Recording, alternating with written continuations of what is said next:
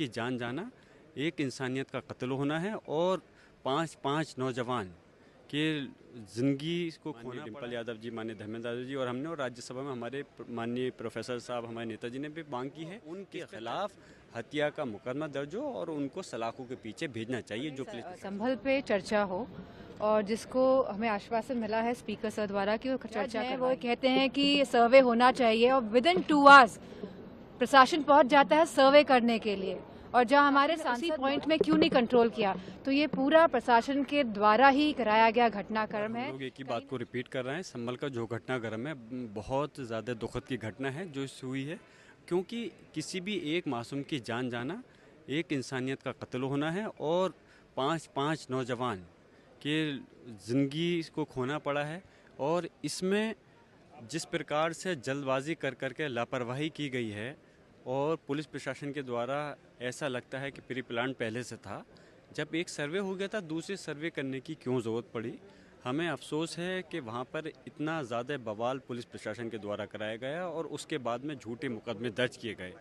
हमने आज भी लोकसभा के अंदर हमारे समाजवादी पार्टी के सभी माननीय सांसद ने, माननीय डिम्पल यादव जी, माननीय धर्मेंद्र यादव जी और हमने और राज्यसभा में हमारे माननीय प्रोफेसर साहब, हमारे नेताजी ने भी मांग की है कि इस पर चर्चा कराई।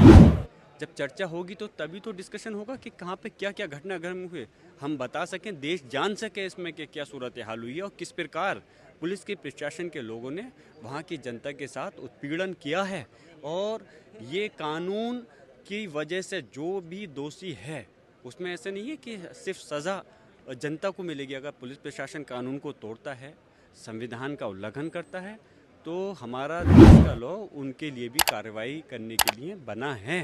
इसलिए हम चाहते हैं चर्चा हो और उनके खिलाफ हत्या का मुकदमा दर्ज हो और उनको सलाखों के पीछे भेजना चाहिए। जो मेन इशू है, हम चाहते हैं कि लोकसभा में संभल पे चर्चा हो और जिसको हमें आश्वासन मिला है स्पीकर सर द्वारा कि वो चर्चा करवाएंगे। संभल को लेके इस तरह की बातें भी सामने आई हैं कि जो वहाँ दंगाई कहा जा रहा है, जिनको उनकी हम चाहते हैं कि कुर्क करने का और उनसे वसूली करने की बात कही जा रही है। ये पूरा एक तरह का रोड मैप बना हुआ है। जिस तरह पुलिस वाले हैरेसमेंट कर रहे हैं उत्तर प्रदेश में, लोगों का मैनिपुलेशन कर रहे हैं और जो अपने बर्ताव जो कर रहे हैं, पहले वो FIR लिखवाते हैं, फिर उनसे लगातार वसूली करते हैं। तो ये संभल का विषय तो है ही, लेकिन पूरे उत्तर प्रदेश में इसी प्रणाली से यह पुलिस और यह सरकार काम कर रही है।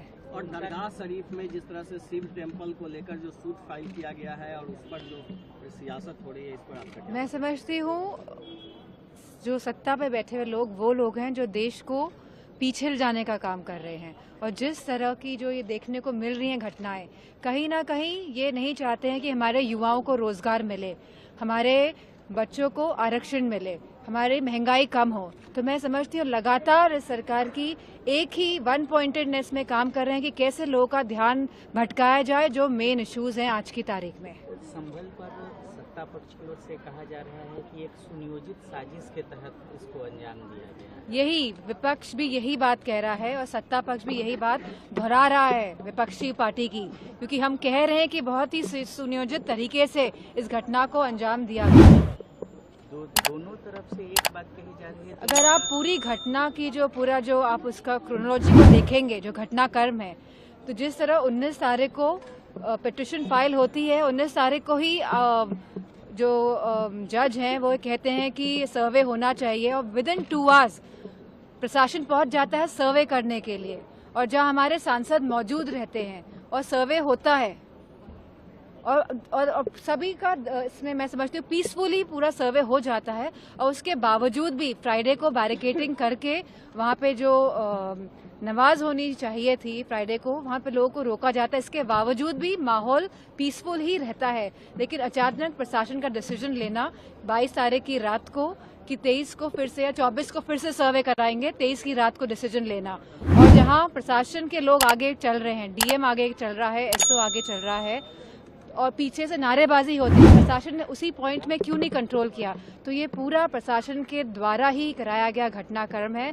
कहीं ना कहीं अपनी कुर्सी बचाने के लिए यह घटनाक्रम को अंजाम दिया गया।